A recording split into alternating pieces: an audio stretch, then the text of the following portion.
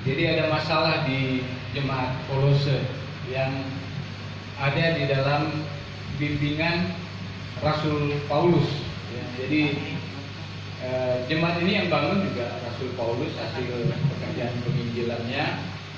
Mungkin waktu Rasul Paulus tidak ada di sana, mungkin tidak pelayanan di tempat lain, Rasul Paulus biasanya selalu dengar apa kejadian apa yang terjadi di jemaat yang ada di Kolose pada waktu itu. Dan inilah masalah yang ada di sana, salah satunya adalah orang-orang yang telah bertobat, orang-orang yang telah menjadi jemaat itu masih hidup di dalam kebiasaan-kebiasaan lama. Jadi Rasul Paulus menasihati mereka bahwa mereka ini sekarang adalah manusia baru yang diciptakan di dalam Tuhan Yesus Kristus. Dan sebagai manusia yang baru, nasihat Rasul Paulus adalah, ini ayat favorit memang di ayat yang kelima ini, ya, matikanlah, ya, bunuh, dimatikan. Jadi di Alkitab itu yang boleh dibunuh itu adalah karakter duniawi kita, ya.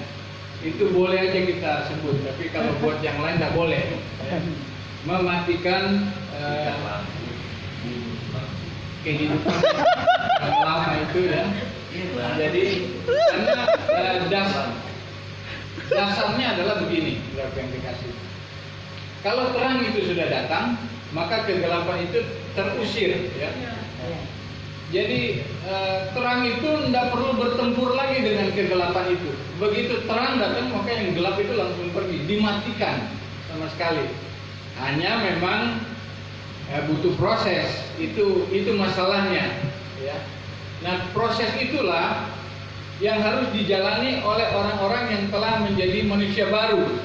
Karena secara hukum rohani kita sudah selamat, kita sudah pegang KTP, ID untuk masuk ke dalam surga.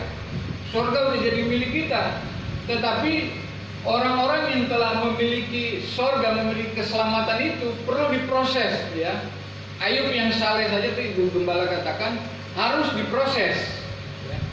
Dari apa kata orang tentang Tuhan, sekarang dia sendiri yang memandang Tuhan. Dia sendiri yang, oh Tuhan ternyata lebih daripada apa yang dikatakan oleh sahabat-sahabatnya atau pembimbing rohaninya. Karena apa? Karena begitu dia berjumpa dengan Tuhan, ya perubahannya terjadi luar biasa di dalam kehidupannya. Makanya kita harus belajar juga bahwa kehidupan yang saleh itu belum tentu berkenan di hadapan Tuhan. Tetapi orang-orang yang telah berjumpa dengan Tuhan secara pribadilah orang itu mendapatkan pembaharuan yang sesungguhnya. Ayub bilang begitu, sekarang saya bisa memandang Tuhan, bisa bercakap-cakap, Tuhan bisa ngomong langsung dengan dia. Meskipun prosesnya begitu luar biasa. Untuk mengeluarkan orang-orang Israel dari tanah Mesir cuma 1 malam. Benar gak? Amin? Cuma 1 malam. Tapi untuk keluarin Mesir dari dalam diri orang Israel 40 tahun kurang. Iya, kenapa? Habis generasi yang keluar, habis semuanya. Yang masuk generasi yang baru, yang lahir di tanah gurun. Pada waktu dalam perjalanan cuma Yosua sama Kaleb saja. Musa sendiri harus tinggal. Berapa yang dikasih. Jadi untuk mengeluarkan karakter, untuk menyelamatkan orang Israel keluar dari budak menjadi orang merdeka, 1 malam saja itu pekerjaan mudah buat Tuhan. Tapi untuk mengeluarkan karakter-karakter lama mereka yang sudah 400 tahun lamanya tinggal di Mesir, itu 40 tahun kurang, saudara. Karena mereka udah keburu lewat duluan di padang, ya, tanah Mesir, di keluar dari Mesir mereka di padang gurun, wilderness, ya, padang gurun. Mereka di sana mengalami proses Tuhan sampai generasi anak-anak mereka yang bisa masuk. Nah, saudara yang dikasih, ini merupakan pesan yang sangat penting bagi kita. Kalau kita diminta untuk mematikan, itu berarti kita harus mematikan dosa yang ada di dalam diri kita. Yang harus dibunuh adalah dosa. Kalau kita baca kitab Roma, surat Roma, itu maut dikalahkan, ya. Dosa dikalahkan. Oleh apa? Oleh Tuhan Yesus. Dosa itu harus dimatikan. Ular itu diremukkan kepalanya, tapi ekornya masih bisa nyamber-nyamber. Artinya kita harus hati-hati di dalam kita hidup di dalam dunia ini. Jadi manusia baru itu adalah gaya hidup baru sebenarnya yang diingin Rasul Paulus sampaikan. Gaya hidup warga kerajaan sorga yang hidupnya sudah meninggalkan kehidupan yang lama. Sikap dan tindakan secara jasmani tadi yang dikatakan, nafsu jahat, ya, keserakahan, ya, kenajisan, percabulan, hawa nafsu, semua itu yang dilakukan oleh tubuh ini, semua yang karena di jemaat yang ada di Kolose pada waktu itu ada yang menyembah berhala. Kalau sudah menyembah berhala, sudah yang namanya najis dan lain sebagainya itu akan terjadi di dalam kehidupan orang itu. Karena kita belajar ya tentang penyembahan berhala, ada penyembahan yang disediakan wanita untuk mereka pesta seksual dan lain sebagainya, itu ada. Imam-imam kerajaan kegelapan ada di situ semua. Jadi yang namanya hawa nafsu itu ada di situ, terjadi dan dilakukan oleh orang-orang yang ada di Kolose. Jadi itulah yang harus dimatikan, saudara. Ya, jangan disayang-sayang, tapi harus dimatikan hal-hal yang duniawi, yang sifatnya cuma sementara. Ya, keinginan-keinginan daging itu kan cuma sementara, saudara. Cuma sementara. Hal-hal yang sifatnya daging, hal-hal yang sifatnya enak dilihat, ya, enak dinikmati, apa semua itu sifatnya sementara, duniawi. Tetapi hal-hal yang paling penting menurut Rasul Paulus adalah kita harus meninggalkan hal-hal yang duniawi itu. Nah, kita harus tahu bahwa di dalam kehidupan kita ya ada persamaan, ada perbedaan. Tapi yang namanya dosa favorit itu masing-masing tahulah apa yang menjadi dosa favorit kita. Yang dimana kalau kita tidak bisa melewati itu akan kita hadapi terus, ya. Kita kerja di satu tempat pekerjaan, ya. Di tempat bekerja itu apa dosa favorit orang itu? Ya misalnya kita berbohong, sering berbohong. Ya karena kita berbohong, kita harus keluar dari tempat kerja itu. Kita memulai di tempat yang baru. Tetap aja dosa itu mengikuti kita. Berbohong atau najis dan lain sebagainya. Kalau di situ belum lewat, kita belum bisa lewat, kita akan terus diperhadapkan dengan hal itu. Sampai kita lulus. Sampai kita bisa melewati hal itu. Kemarahan, kegeraman, ya. Kemarin kita sudah bahas itu, ya. Yang maki-maki ya kalau di mobil kan. Mau bilang yang itu, dia jadi bilang cuk kaminya, kata gua. Cuk kami. Tidak jadi yang satu itu dia mau sebut, ya. Dia ganti itu. Kenapa? Itu favorit, keluar dengan sendirinya tanpa disadari. Tapi udah mulai ada kesadaran, nanti dia ngomongnya yang lain. Tapi itu pun harus hilang. Yang namanya maki-maki itu kan geram dia keluar makian. Karena dia geram, dia akan keluar makian. Dosa-dosa favorit yang ada di dalam kehidupan kita harus benar-benar jeli, ya. Ya memang lewat doa semalaman atau apa, kita belajar, kita mulai mengekang diri kita. Ya, semakin dekat dengan Tuhan. Orang semakin dekat sama Tuhan, Tuhan akan berbicara kepada kita. Amen. Solusinya bagaimana, ya? Apa yang harus kita lakukan? Apakah kita berpuasa? Apakah kita langsung deal dengan orang yang, karena kegeraman itu bisa saja karena masa lalu, ya, pahit, sakit hati, itu kan itu harus dibereskan, ya. Entah orang itu sudah di pondok Ranggon, ya berdoa saja, ya. Saya mengampuni orang itu karena ada, saudara. Ini kejadian nyata. Lagi nguburin orang, kan. Begitu acara itu kan biasa orang kita tuh lihat-lihat family yang sudah meninggal, kita suka mampir taruh bunga. Ini orang begitu lihat nama itu, cuma itu rasain kurang ngajar tuh, sakit hati gitu.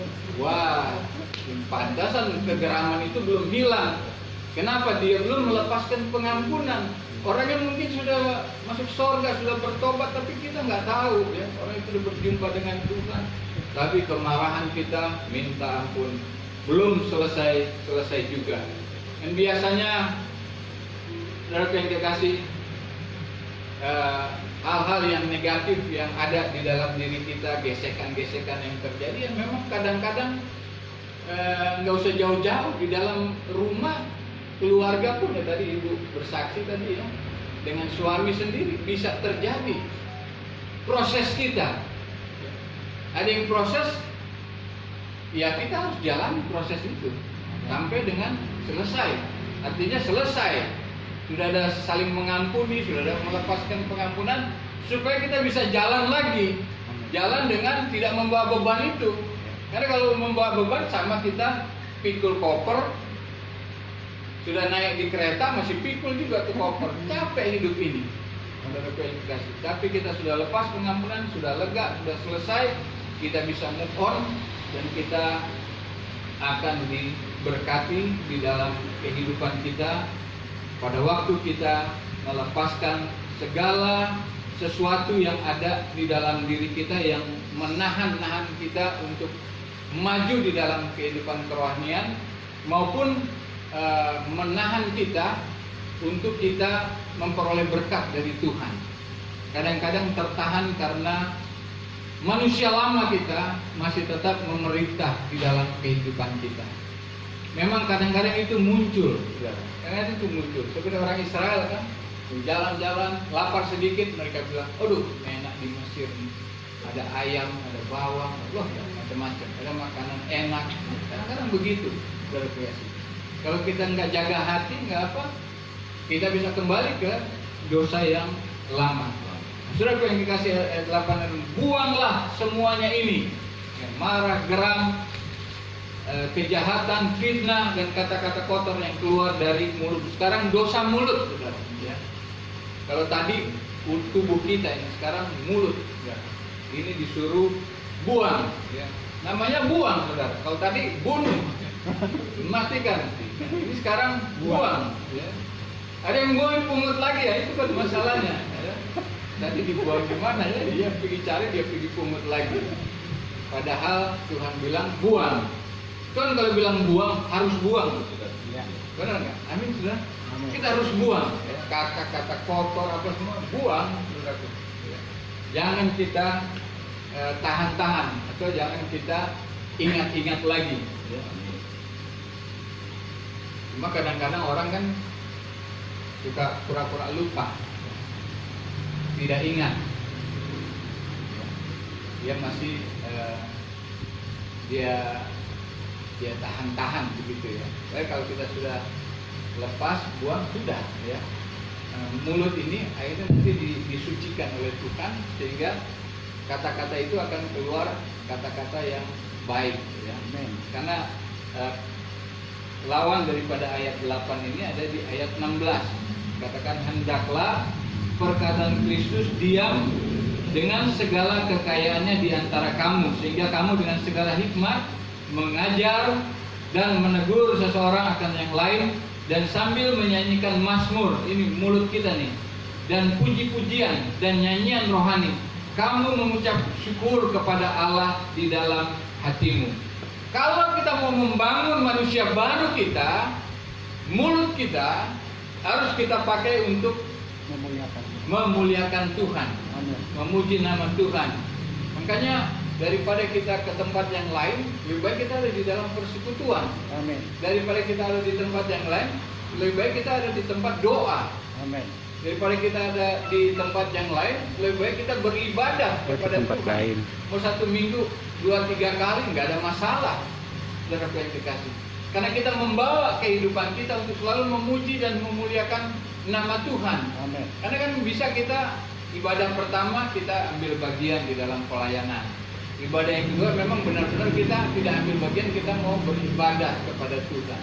Itu sesuatu yang bisa kita nikmati sampai kita ada di dalam kerajaan sorga. Yang daging-daging itu kan sementara. Nah itulah yang harus terjadi di dalam kehidupan kita. Jadi solusi untuk menjadi manusia baru, Rasul Paulus sudah jelaskan bahwa kita harus akrab dengan Tuhan. Tidak ada yang lain, tidak ada cara yang lain selain kita bergaul akrab dengan Tuhan. Kalau kita merasa bahwa kita kuat, di situ kita malah menjadi orang yang lemah. Tapi pada waktu kita ada bersama-sama dengan Tuhan, kehidupan kita sangat bergantung kepada Tuhan. Jadi apapun yang kita lakukan, kita tanya kepada Tuhan. Pada waktu Daud berperang, dia adalah raja yang tidak pernah mengalami kekalahan. Karena setiap dia mau berperang, dia akan tanya sama Tuhan. Tuhan, kejar jangan. Tuhan bilang kejar. Kalahkan tidak? Kalahkan mereka. Kalau belum waktunya, belum waktunya. Dia ikut apa yang Tuhan mau dan akhirnya dia adalah raja yang tidak pernah kalah di dalam berperang. Pada waktu dia tidak berperang, justru dia kalah. Raja-raja musim perang, raja-raja biasanya berperang. Karena Daud juga dituntut oleh Tuhan untuk memperbesar kerajaannya secara teritorial. Tapi di situ dia tidak ambil bagian, dia tidak berperang. Akhirnya dia jatuh. Dia jatuh ke dalam dosa perzinahan. Karena dia tidak ambil bagian di dalam peperangan itu. Hidup ini adalah peperangan, saudara yang dikasih. Kita terus berperang dengan manusia lama kita, dan terus menerus itu terjadi. Nenek tadi katakan satu kata yang selalu saya ingat. Saya juga masih belajar, kata nenek bilang. Saya juga masih belajar. Untuk usia yang sekian, dia tidak duduk-duduk ongkang kaki terus bilang-bilang sama yang muda, ya, bahwa dia hebat. Tidak. Dia bilang sendiri dia masih belajar. Wah, luar biasa. Kita pun demikian. Untuk menuju kepada kesempurnaan sebagai manusia baru di dalam dunia ini, kita harus terus-menerus belajar. Harus terus-menerus mau diproses oleh Tuhan. Karena di dalam Roma 6 ayat 13 dikatakan bahwa kita harus menggunakan seluruh anggota tubuh kita ini untuk apa, saudara? Sebagai senjata kebenaran. Seluruh anggota tubuh ini apa saja sebagai senjata kebenaran. Senjata, saudara. Perang kan itu sebagai senjata kita mengalahkan kerajaan kegelapan. Karena saudara yang kekasih, kita belum ada di dalam kesempurnaan. Kita sedang menuju kepada kesempurnaan. Untuk menuju kepada kesempurnaan itu harus melalui suatu proses. Tiap hari kita diproses. Karena sistem yang ada di dalam dunia ini, atau sistem yang dijalankan oleh kerajaan kegelapan, memang Tuhan izinkan tetap ada di dalam dunia ini. Kerajaan kegelapan berusaha menghancurkan anak-anak Tuhan. Kerajaan kegelapan berusaha untuk menggagalkan anak-anak Tuhan untuk menjaga keselamatan yang sudah dikaruniakan oleh Tuhan. Tapi memang Tuhan menjadikan pergumulan, tantangan, ya, menghadapi sistem dunia ini kan kita akan bergumul, ya, dengan tantangan-tantangan yang ada. Ya, saya sih berharap Jin semakin dekat supaya nggak bisa dihipnotis. Ya. Orang yang tidak bisa dihipnotis adalah orang yang bersukacita, itu Alkitab katakan. Kenapa? Sukacita itu adalah situasi dan kondisi sorgawi yang ada di dalam diri kita, yang terinstal di dalam diri kita. Jadi kita harus tetap bersukacita. Amen. Orang mau kan ada tempat, ada di lewat handphone atau lewat apa untuk dihipnotis. Tapi kalau kita ada di dalam suasana sukacita, nggak bisa mempan itu. Tanya sama mempan. Tony Daud ya. Suasana mempan. Orang yang sukacita, senyum, setan nggak bisa apa-apa, nggak berkutik. Kita harus menjaga sukacita yang dari. Nah, sukacita itu mau dirampok dengan apa? Dengan pergumulan, dengan masalah ekonomi, masalah keluarga dan lain sebagainya. Sukacita itu berusaha digagalkan oleh kerajaan kegelapan di dalam hati anak-anak Tuhan. Makanya kita tidak boleh kalah. Berperangnya kita itu bukan kayak tentara panggul senjata atau apa, tapi menjadikan seluruh anggota tubuh kita ini sebagai alat untuk memuliakan nama Tuhan. Makanya kaki ini kita pakai berjalan bukan untuk ke tempat-tempat di mana Tuhan larang kita pergi ke sana. Tangan ini juga kita pergunakan bukan untuk hal-hal yang sifatnya yang dilarang oleh Tuhan. Banyak orang KDRT ya, ada menggunakan tangan ini untuk nunjuk-nunjuk ya. Tidak benar ini, tidak benar ya. Kita pakai untuk hal-hal, padahal kalau kita tuduh orang yang orang lain menghadap ke kita. Jadi surat yang kita masih hidup di dalam dunia ini, di mana sistem dunia ini berusaha untuk mengguncangkan anak Tuhan, menggagalkan anak Tuhan. Tapi Tuhan pakai itu untuk memproses kita supaya kita menjadi kuat. Ya, atlet itu surat yang dikasih, dia berlatih supaya dia memperoleh medali, dia memperoleh piala. Itu sebabnya dia melatih dirinya sedemikian rupa, mendisiplin dirinya sedemikian rupa supaya dia bisa menjadi pemenang. Demikian juga dengan kita. Latih tubuh kita, disiplin diri kita supaya kita kuat menghadapi tantangan-tantangan yang ada di dalam dunia ini. Supaya seperti olahragawan, ada yang sepatunya pakai nama dia, Michael Jordan, sepatunya pakai nama dia. Itu menjadi brand untuk mendatangkan keuntungan satu perusahaan, menjadi brand buat orang lain untuk pakai sepatu merek Michael Jordan dan girang sekali, bangga sekali bisa pakai. Kenapa? Karena melihat disiplin dan kerja keras atlet itu. Demikian juga dengan kita. Kalau kita mau diberkati kehidupan kita, kita harus latih diri kita. Latih tubuh kita ini untuk memuliakan Tuhan. Latih diri kita dengan masalah-masalah dan pergumulan. Saya udah bilang tadi, dosa favorit jangan dihindari, harus dilawan. Amin, saudara. Harus dilawan supaya kita bisa naik level lagi. Biasanya ada lagi yang lebih gede lagi datang ke kita. Tapi kita udah keburu kuat juga. Kita keburu kuat ya, kita mampu untuk mengatasinya. Semakin kita dekat dengan Tuhan, semakin kita dimampukan. Kan Tuhan bilang gini, aku yang akan berperang ganti kamu. Amin. Tuhan Yesus memberkati kita semua. Amin. Haleluya.